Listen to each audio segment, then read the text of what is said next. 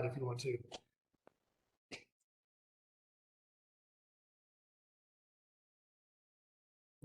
So I think all of you may know, ONSF is the office that advises and mentors students who are competing for prestigious, nationally competitive scholarships and fellowships. And really our goal here is to work with students and to help them develop a sense of who they are and what types of opportunities might be available to them. We are part of enrichment programs, and so we are open to work with students of all levels, graduate and undergraduate, and students at all of the campuses, both stores and the regional campuses. And we've been working to update information on the website lately, so I like pointing people to the website, which is onsf.uconn.edu, and we'll be referencing it today during this session at various points as folks continue to join us. Advance the slide, please. These are the folks I just introduced you to, Sue. One of the things to know is that we tend to do our scheduling through Nexus. All three of us have availability on Nexus, and it's really the easiest way to get an appointment. But if for some reason the times that we have available for you don't work for you, then you should, of course, feel free to send us an email, and we can always arrange something that way as well. So just to give you a sense of this, what we do, national scholarships are these highly competitive awards that provide support for a wide range of enriching opportunities or experiences. We're talking about study abroad, graduate study, sometimes undergraduate study as well, things like federal employment or language learning, teaching, research opportunities, some public service fellowships that exist as well. You've probably heard of some of these, things like the Rhodes, Fulbright, or the NSF, GRFP. These are the things that are probably best known in some ways to faculty and students across a lot of different disciplines. But we also want to make sure that folks understand that there are sort of a wide range of prestigious scholarship opportunities and programs for both graduate and undergraduate students that aren't just those three or four that you might have heard of.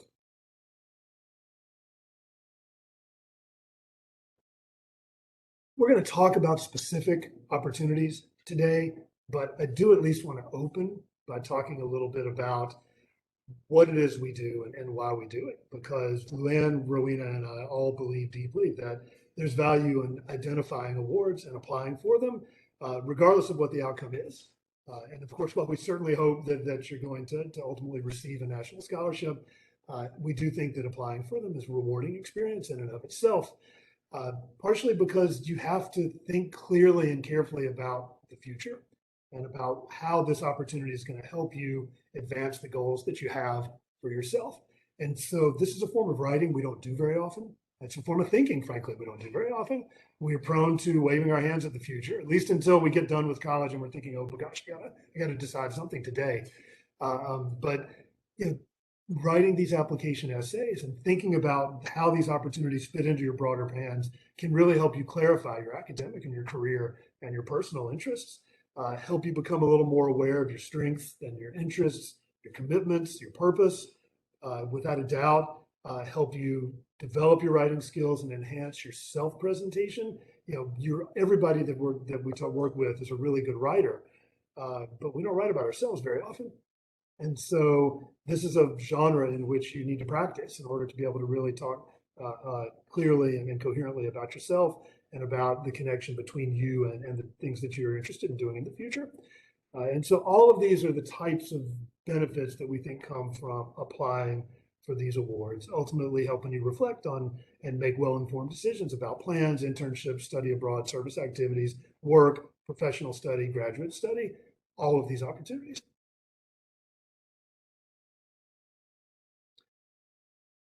If you want to get in touch with us, as I said, Nexus is a great way to do that. But also, if you can hit the slide, Rowena,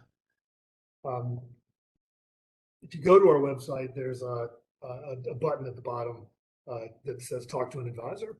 There's an intake form there. It's a great chance for you to tell us a little bit about yourself, what it is you're interested in, and to start that conversation. And I think it's a really useful way for us to get a little bit of a sense of who you are, to figure out which one of the three of us it probably makes the most sense for you to talk to.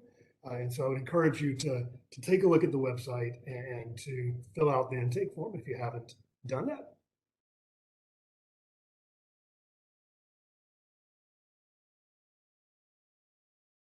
No, keep going, one more. One of the things that I've been working on with the website lately is really trying to help people figure out how to focus instead of on these static lists of opportunities that change practically every day, to really think a little more carefully about search, because there really are some amazing databases out there. And you can find the things we're going to talk about today in there, but there are also a lot of other opportunities. And the ones I want to point you to are the ones that you can access off of the resources page right at the top of our website. Particularly, I think these first four search engines are all outstanding. Chicago has one. The University of Illinois has a really robust one. The database at Princeton is outstanding. The sort of info database, I like it. It seems to be missing some things these days, but I would say all of these are a wonderful place to start. You can identify who you are, where you are in your development, what your interests are, what type of awards you're looking for, and start getting a real sense of what's out there by looking at these results. But the other one that I would encourage you to consider doing is creating a pivot profile through the library. There's also a link to that as well on our website. Pivot's a spectacular database that doesn't just include these nationally competitive awards, but includes other smaller types of grants as well. And so there really are some amazing opportunities. That one takes a little more work. You have to create a profile. It starts to learn what you're interested in based on the responses that you give it. And so that one's a little more work. So if you want to dip your toe in this, maybe one of those first four is a good way to start. And then Pivot is a way to really, if you're really seriously interested in looking at the broadest possible range of fellowship and scholarship opportunities, then I think creating a Pivot profile is a great way to do that. And then, of course, you're here to talk about the UK. And so there are these wonderful UK opportunities as well, UK resources as well. The UK's Course Finder, which is specific to the, which is really outstanding database of courses all over the United Kingdom. And for those of you who are familiar with it, when we talk about courses in the context of the UK, we're generally talking about what we would call a graduate program, but they refer to as a graduate course. And so when it says Course Finder, you're really talking about this is the database where I can search to see what graduate programs are available to somebody like me in the UK. The Fulbright US Student Program, which Luann will talk about a little bit later on. And then, of course, our UK and Ireland scholarships landing page, which we'll talk about in just a moment.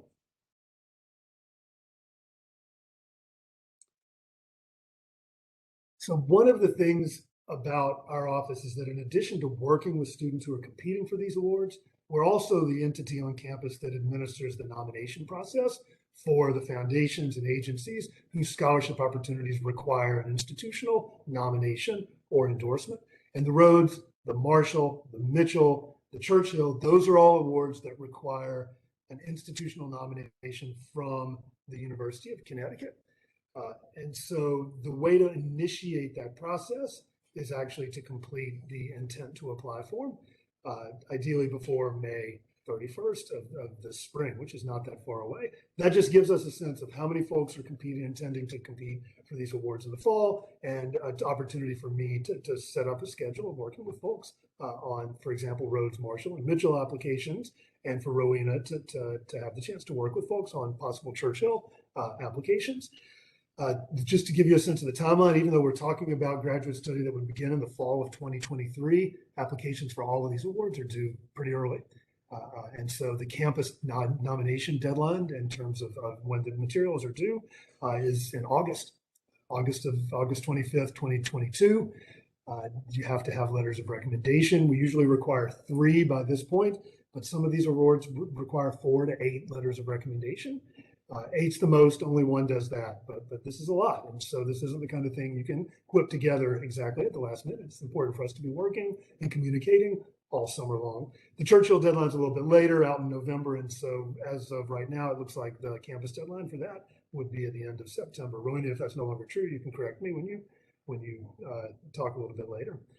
Students applying for the Fulbright US Student Program aren't required to complete the statement of interest. You should reach out directly to Luann to discuss your eligibility. And again, you can make an appointment via Nexus, or you could make that appointment via email.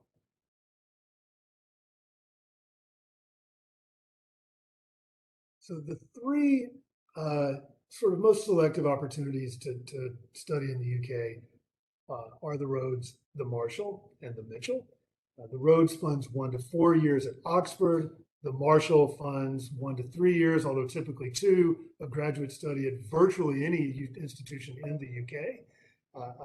And the Mitchell is 1 year to fund graduate study in Ireland.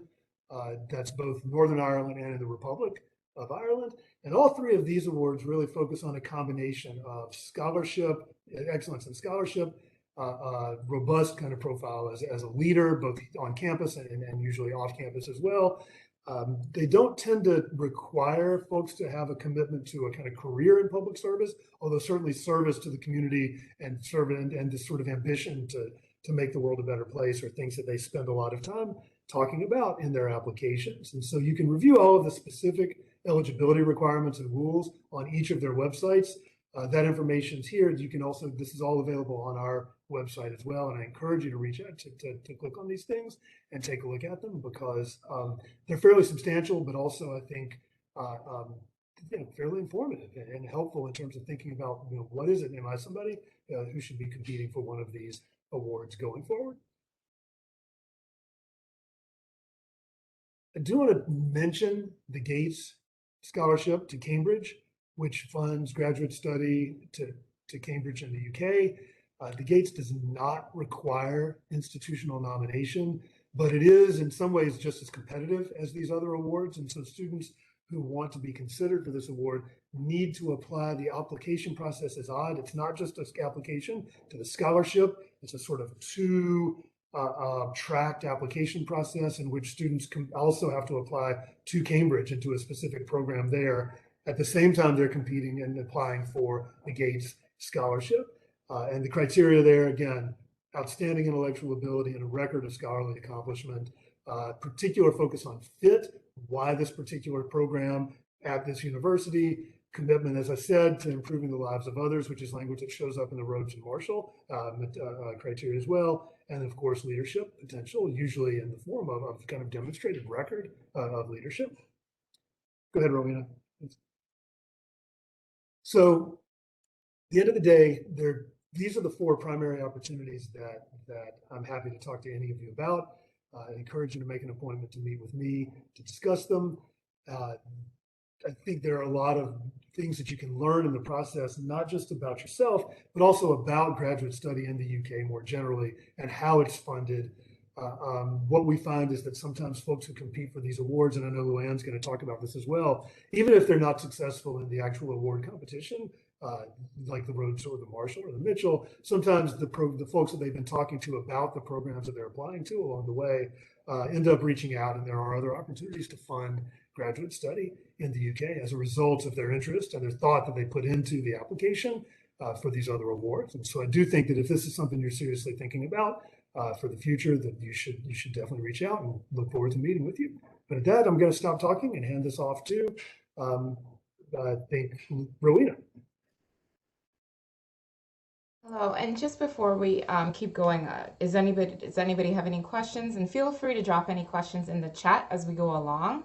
I'm not going to spend as much time on this as I originally intended, because I am not sure that we have anyone in STEM on the call today. So the Churchill Scholarship, let me just advance the slide here, provides funding for American students for a year of master's study at the University of Cambridge. And this is an opportunity for students to attend the only college at Cambridge that's focused on STEM subjects. And it's also an opportunity to conduct independent research, often leading to publications. In order for UConn to even qualify to nominate students for this particular opportunity, UConn, our office itself, had to apply to become a Churchill school.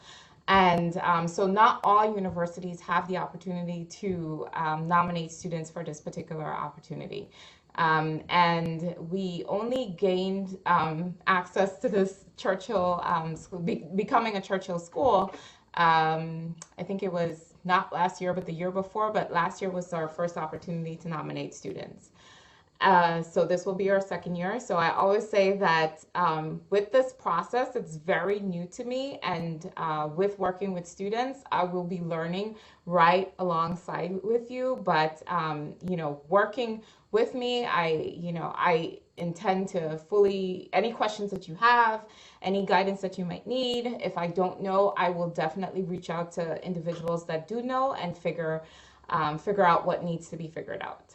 So just keep that in mind. There's only 15 Churchill scholarships that are offered annually, and the scholarship itself is worth $60,000, and it covers all university and college fees, which is currently $40,000, and it includes a living allowance. Scholars also receive a travel allowance, and they receive reimbursement for their visa applications as well as the health surcharge. As part of the experience, there's seminars in science communication and policy, and of course, there's opportunities for you to actually present your research. Nominations, as I mentioned, are accepted from participating institutions, and we can nominate up to 2 students. And as Vin mentioned earlier, if you're interested in this particular opportunity, you should fill out the intent to apply on our own SNF website by May 31st. But our actual campus deadline to be considered for nomination is September 30th. So that's the last Friday in September. But the external deadline, meaning if you're nominated by us here at UConn, the external deadline is November 2nd. All of the applications are reviewed by a selection committee of former Churchill scholars from a variety of STEM fields. And so there's always this need to convey your interest in science, of course, very knowledgeably, but also to appeal to a wide audience of individuals that are in STEM. And there's typically an informal telephone interview that will then lead to whether or not you're selected as a Churchill scholar. Okay. Just some things to keep in mind if you're considering applying to be a Churchill. You need to have, like many of these opportunities, outstanding academic achievement. There's no minimum GPA, but most of the applicants do have a very high average.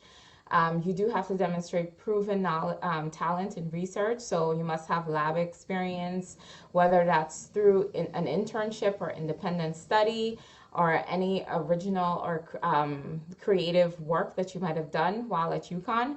And something that I'm still trying to figure out, and I'm hoping that I will eventually get this, is that Churchill is looking for students that have jagged edges. They're not looking for individuals that are quote unquote well-rounded.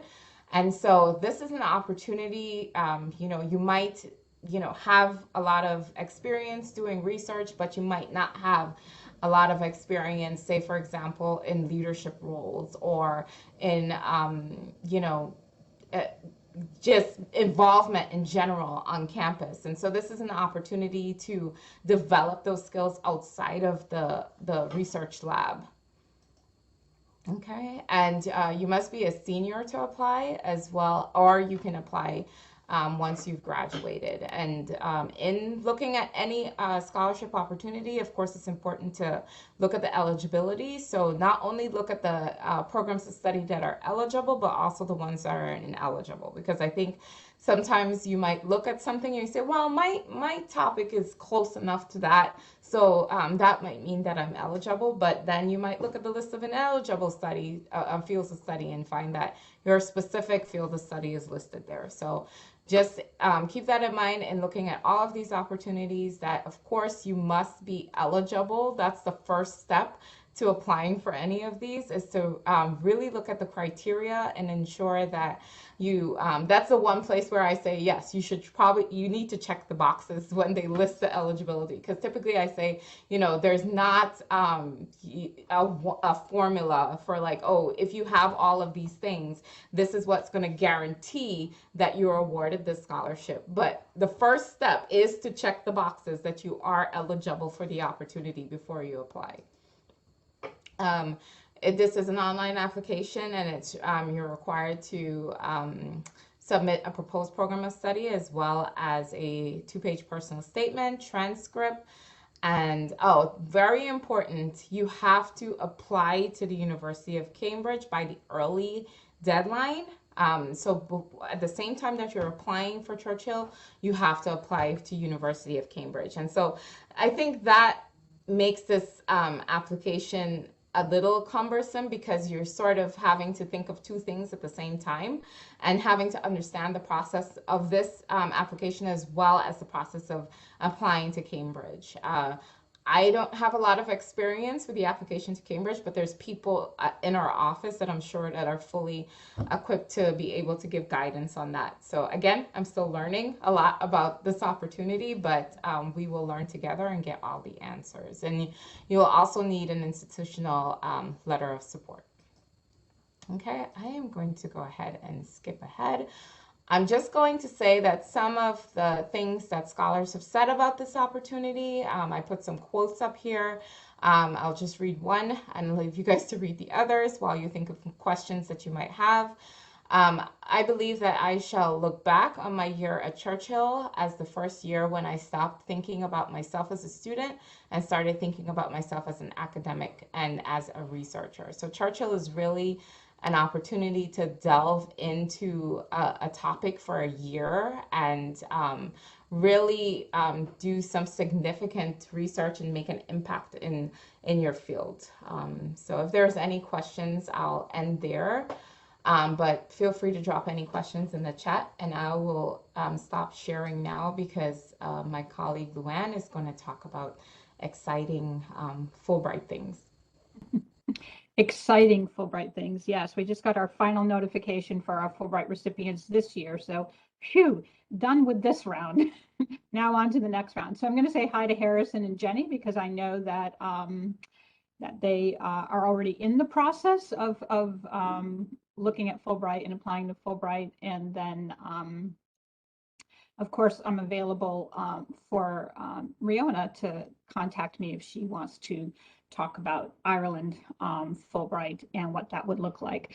So I'm going to share the Fulbright website. I'm going to not go into great detail about the application process because we have students who are working on it already. And Riona, if you have interest in the Fulbright, then we can go into detail. But the process has begun for the next round for admission for a Fulbright grant that would begin between August, September 2023. And for a study grant, particularly for the UK or Ireland, then the grant would begin with the academic year in the UK and Ireland 2023-24. So let me share the screen. This is the Fulbright website. And what I'm going to do is go straight to the countries page because this is where you will find a listing of the awards for that are available in the UK and Ireland. So let's go to the UK first. The UK has what are known as partnership awards, and they have what is known as a One Open Study Research Award. And this is the Open Award is really for an applicant who is looking to do an independent research project and not so much for a study grant. And just to give you a little sense of the competitiveness of that award, I will just do a brief check on this summary of Fulbright US awards. Last year, or for this year, this round for 2022-23, there's one open award and there were 93 applicants. Incredibly competitive and supportive of very unique research projects in the UK. So I said that the UK awards for Fulbright are partnership awards. And what this means is that I'm going to move my screen over here. The partnership awards are for typically 1 year top masters, unless specifically identifying a PhD program or 2-year master's that's available at the named university. The partnership award means that if you are selected, for example, the Fulbright Durham University Award, you are given the Fulbright Award, which includes a living stipend, as well as a 1 round-trip airfare to the UK, and accident and sickness insurance. And what Durham University provides is a full tuition and fees waiver. So it covers all of the expenses of being at the University of Durham for the 1 year top masters. Typically, the award, I'm just clicking on the Durham Award as an example, it's typically a 10-month award for the academic program. The expectation being that if you stay beyond that, then you are financially on your own in terms of a second year or a continuation into a PhD program if you are intent on doing that. Okay, so here is the full list of university awards. I encourage you to read the page thoroughly in order to understand what's on offer at the university. As I said, typically it is including a tuition and fees.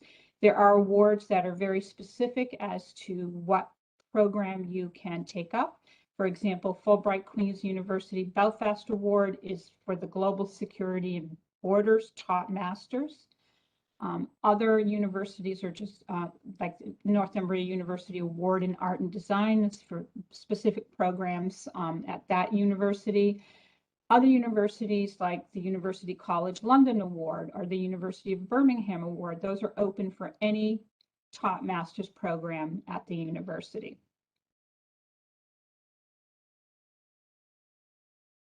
There are several PhD awards. I believe the University of Strathclyde Award does have an opportunity for an eligible PhD.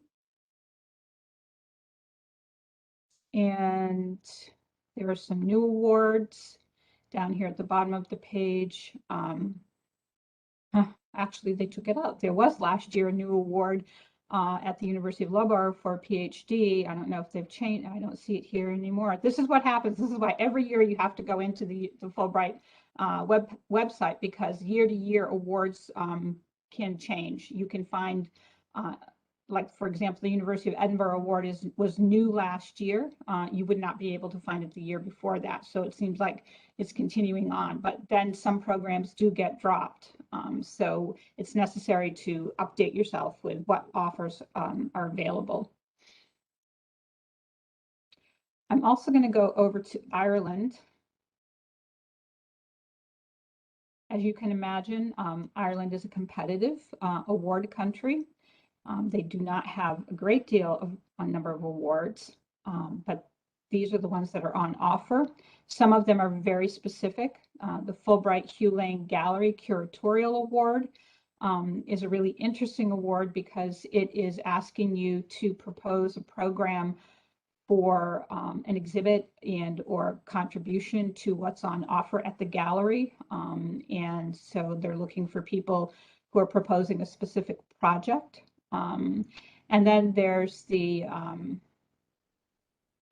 two PhD awards at the Royal College of Surgeons in Ireland. So this is a PhD fully funded, and these are the areas of interest for applicants to this award. There are open awards for top master's program at Dublin City University, as well as University College Dublin And interestingly enough, Trinity College is no longer on offer in the Ireland Awards. It used to be. So this is, again, another change. There is an Open Study Research Award. And this is for in any discipline, including the creative arts or top master's program. And this is tenable at any university in Ireland. So again, reading through the page, an important point here for not only Ireland, but for all of the UK Partnership Awards is that in addition to applying for the Fulbright, you will then also apply to the university itself. Typically, the application cycle for Fulbright, the national deadline for the Fulbright application is early October. And then I encourage students who are applying to a top master's program in the UK or Ireland or any of the European universities is to turn around and then submit the application to the university itself. It's a two application process. And I'll briefly describe what the cycle looks like. For Fulbright, the application deadline this year is October 11th. I have a campus Fulbright process wherein the campus deadline for submitting your application materials is September 12th. And that entitles you to me as your reviewer and one who works with you over the summer on your draft essays and your application materials. And then for the campus deadline on September 12th, you are invited in for an interview with the Campus Fulbright Committee to receive feedback on your application materials. Campus Fulbright Committee is made up of former Fulbrighters as well as faculty who have served on the National Screening Committee here in the US. So they're very familiar with Fulbright criteria and they provide helpful advice and context for your materials. And then you have an opportunity to revise those materials before the national deadline. Over the month of November and December, the national screening committees here in the US work on identifying semifinalists. They pick from the total pool of applicants by country and award. And by mid-January, you find out, mid to late January, you find out if you are a semifinalist. That is, you've been selected and your materials have been selected to be forwarded on to the commissions in country. Some countries interview, the UK does interview. So if you are a semifinalist in the UK, you will have an interview with folks at the commission in the UK. And then by mid-April through May, no, I'm sorry, mid-March through May, Fulbright final decisions are made and you will receive notification if you've been selected for a Fulbright award. Typically, those announcements are made by April 15th. It's a little bit delayed this year. Like I said, we just found out our final one today, April 21st, but it's an opportunity. It's mid-April in order to enable students to make decisions about the opportunities that are available to them, both through Fulbright and graduate school admissions, etc. So it's a long process. There's a lot of waiting. Our final Fulbright has been emailing me like, what's going on? Why hasn't Vietnam announced yet? But the commissions themselves are working hard to get those announcements out as soon as possible. And in terms of interest in applying for the Fulbright, please contact me in order to determine what you might be eligible for and any programs that are of interest to you in Ireland and the UK. And we can discuss if you're interested in applying for the 2023-24 cycle, now is the time to contact me and to begin the process of identifying the right fit for you in terms of program and country. Okay, I will stop sharing.